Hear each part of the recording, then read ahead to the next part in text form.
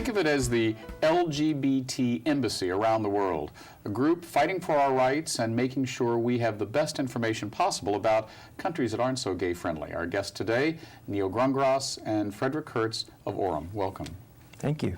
Now, Neil, we were chatting before the cameras went live that you were actually one of our first guests on the show almost 4.5 years ago when ORAM started. Tell us, what is ORAM and what's been happening in the last 5 years? ORAM fights for LGBT people around the world who need to escape very dangerous situations where their lives are in danger or where they're about to get persecuted. And we help them secure places to go where they can live out their lives in freedom. Mm-hmm. Now, Fred, you've been an attorney here in the Bay Area for a number of years. How did you get involved with ORAM and why? Well, I met Neil several years ago, and as we got to know each other and as I got to understand the organization, the contrast between what was happening in this country, where people have marriage or almost have marriage, and even without marriage can, for the most part, lead their lives with dignity and safety. The contrast between that and what was happening in the rest of the world just became increasingly stark, and it made me realize I want to help people who are truly less fortunate as opposed to just helping the people in my neighborhood. Right. Well, I mean, you know, there's been a lot of commentary, some of it on this show over the last few years about, you know, oh my goodness, same-sex marriage. Can we please stop talking about it? There's other more important issues. I mean, forget same-sex marriage. There are countries in the world right now where people are probably being beaten or persecuted or even killed for just saying they were gay, correct? There are 76 countries around the world where you can be arrested, you can be imprisoned. In some, you can be put to death for having same-sex relations. There are tens of other countries where you'll be beaten and maybe killed with no prosecution by the state at all. So it's very dangerous in many countries in the world. Right.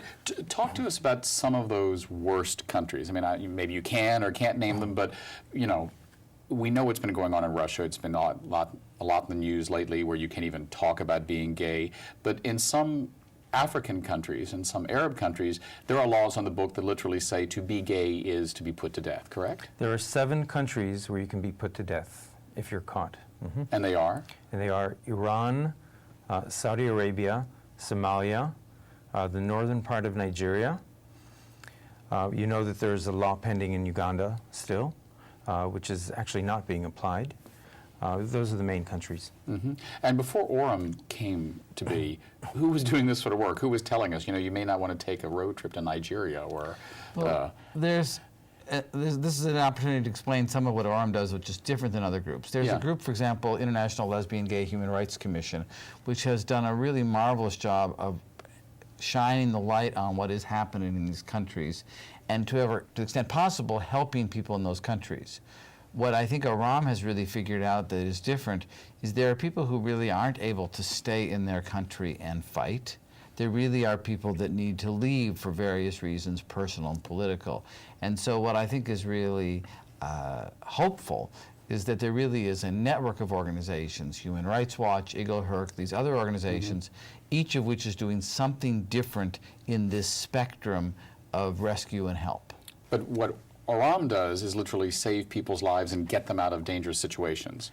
We help them get out of dangerous transit countries into safe countries. We give them the information that they need to get to a safe place. So if you're in a country that you can't talk about being gay, you can't engage in a same-sex relationship or you're going to be killed, how does one find a safe way to contact ORAM to say, help me? I mean, it's kind of a catch-22. We get tens and sometimes hundreds of calls every month from people around the world, but more and more people are using the internet, and it's a real lifesaver if you're even afraid to utter to anyone around you that you're gay and that's the reason you're afraid.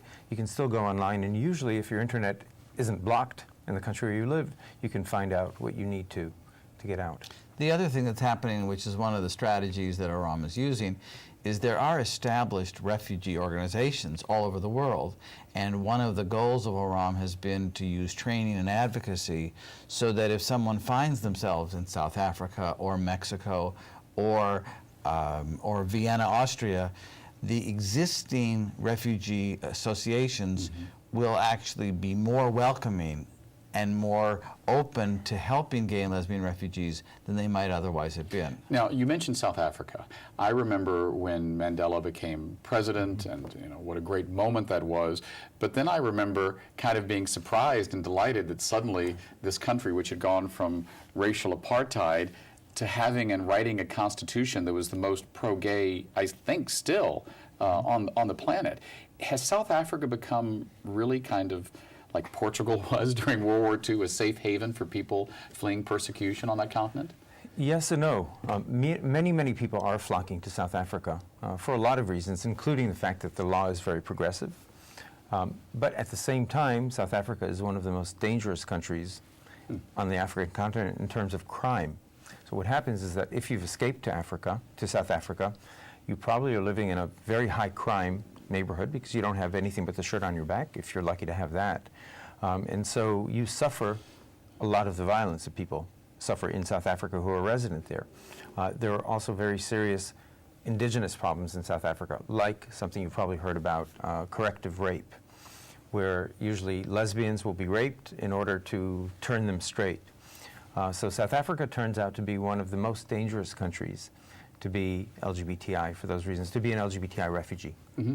Do you think, I mean, this is a hypothetical, I know, but because of the progressiveness of the law that some of this is backlash going, well, you're not going to tell us how we treat our gay people? Progressiveness in other countries. Sure, I think you look at places even like Russia where hating the gays becomes a kind of rallying cry for a new traditionalism, and definitely in a lot of the Muslim countries, being gay, especially being open about being gay or lesbian, is associated with a kind of traitorism or unconventionality that is associated with the West. And one of the things, for example, that has been a very delicate thing to have to work on is that as the U.S. State Department actually speaks out more, and you heard Obama speaking in Africa about the treatment of gays, one has to be careful that overt support by U.S. government doesn't trigger backlash that affects the people who are living there. Right, so the best of intentions may actually lead to dangerous situations for people living in those countries. Yes, it could. Yeah. Now, obviously Russia has been in the news a lot lately. For the layperson, what is going on? I mean, I have, he's now deceased, but a very old friend of mine who died a decade ago in his late 80s was actually at the 1936 Olympics as a gay man. Wow. With a lot of Jewish friends and a lot of gay friends. And I used to hear him regale me with stories about how gay Berlin was and about how during the 1936 Olympics everything was wide open because the Nazis took down all the restrictions. And now, fast forward 70 years, it sounds like the same sort of thing. Mm-hmm. Well, Russia had a few decades of somewhat open culture around LGBTI, although it was never completely open. What's happening in Russia reflects what's happening in several other countries now, which is what we call instrumentalization. It's a use of the LGBT issue to further one's political agenda. In this case, it's to please more conservative religious and political factions by showing we're going to crack down on these immoralists. Something easy to catch on to, right? If you've got serious economic problems, you've got serious health problems, you've got serious population problems, you pick a small population that really can't defend itself and you make that the common enemy. So that's what's happening in Russia. Gay people in circuses. Yeah. Yep. Mm-hmm. How bad is it? Boy, hard to tell. You were talking about some of the people who you've heard who are starting to talk about leaving in a way that really signals a pessimism about it. That is surprising that this is not just seen as a temporary crisis. A lot of people in Russia think that this situation will not reverse itself so quickly. A lot of LGBT people in Russia don't believe that pressure from the West will really make a change in Russia. In fact, it could be used by the Russian administration to really make things worse. Because, again, it signals the West trying to influence Russia. Right. Well, in the same way during Nazi Germany, it was like, the decadent West, and you're not going to tell us how to run our country. Right. But Exactly. I mean, I was going to say in fairness to Putin, which probably will never pass my lips on this show, but there are other countries that are just as bad or worse as far as legislation. One of the things that's complicated, and it actually shows up in some of the refugee work, is this issue of, well, if you can hide your sexuality, are you okay? Compared to people who were, let's say, who are of a certain religion or ethnicity, gay and lesbian people, especially more difficult for trans, have the right have the option sometimes of going back in the closet. And one of the difficult things is that both for the people choosing to be refugees and frankly also the people who are evaluating refugee status is, well, is refugee status the right option, or is going back in the closet Right. available? It's a hard one. So you don't sound terribly optimistic about Russia, but neither do you seem to think, well, it's the end of everything as we know it. There might be a change, i.e. once Putin is gone? Or is this about societal prejudice? Russian society is generally very homophobic, and there hasn't been much of a change. I believe still over 90% of the Russian population believes that same-sex relations should be criminalized. These things actually take a very long time to change. And the change in Russia will probably not happen for the better anytime soon, Right. definitely not in the next decade. The other thing, David, just to bring out one of the things that's tricky about LGBT oppression and refugee status, in some countries it actually isn't the government that's the major oppressor. It can be family members. It can be religious groups. So unlike a person of a religious or ethnic minority who at least has a safe harbor within their families, one of the biggest problems here is that often the families are the places of worst oppression. And that makes it all even more difficult. Now, as bad as Russia is, there are certainly countries that are even worse. I mean, I know there's been a notorious case, I believe it was last year or earlier this year, in Cameroon. Talk to me a little bit about that. A Cameroonian activist who was murdered. Yes, I mean, there have been murders all over Africa of activists. Sometimes you don't know what the real reason was, but because you see a pattern emerging, it's hard to think otherwise. And it seems that the same thing is happening.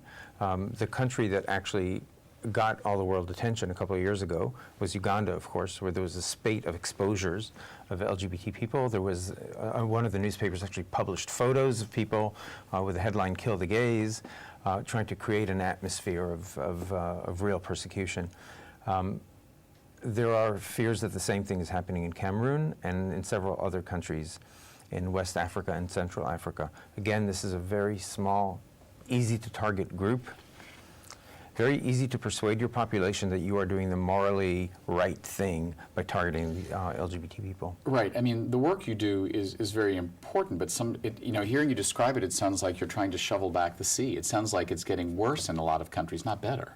Well, forget same-sex marriage in this country, the bubble we live in California. Again, let me go back to the point I was making about this network of people working to change. We're trying to help the people who have managed to get out. We're not taking on the effort to try to change the underlying conditions. There are other groups working to do that. So the idea is to think of this as a continuum of support. Right. Some people working to make change there.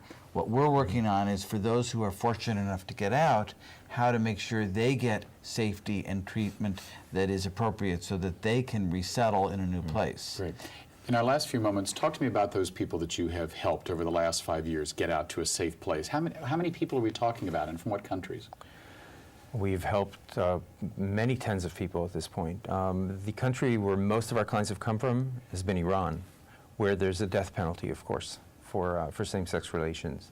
We've had clients from Afghanistan, from Syria, from Somalia, from Democratic Republic of Congo, from Cameroon, from several from Central and South America. So yeah, you're absolutely right. This is something that's emerging. As we're celebrating gay marriage here in the United States, the situation is getting worse in a lot of countries. One thing that I wanted to add to what Fred said is that we have to create a safety net, and that's one of the critical things that we do. So someone will take upon themselves to be an activist and will even risk their life, but they have to know that if they need to, they can get out. We've got to create that safety net. So we've got to make sure that the ones who have taken it on themselves to take on this battle know that there's a light at the end of the tunnel for them. So we need to not only protect the people that are being oppressed, we need to protect the people that are protecting. Absolutely. Well, thank you both for being with us. Thank you for your interest. Thank you. Next up, our conversation with Dawn Harris, Executive Director of the Bay Area Rainbow Symphony. We'll be right back.